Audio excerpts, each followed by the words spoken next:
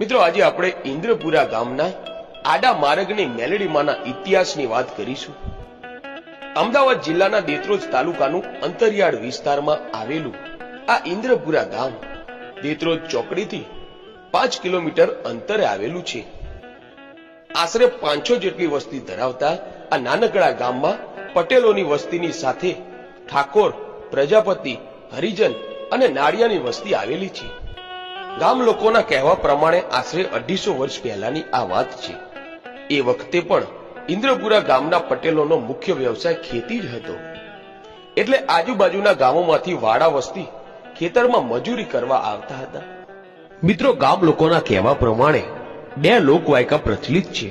એક લોકવાયકા પ્રમાણે વર્ષો પહેલા ઈસંડ ગામના કાળાભાઈ નાથાભાઈ નાળિયા, જે મેલડીમાંના ભુવાજી હતા, તેમની દીકરી સતીબેનના લગ્ન ઇન્દ્રપુરામાં થયા હતા અને તે સતીબેન મેલડીમાંને તેમની સાથે એમની સાસરીમાં પૂજવા લઈ ગયા હતા।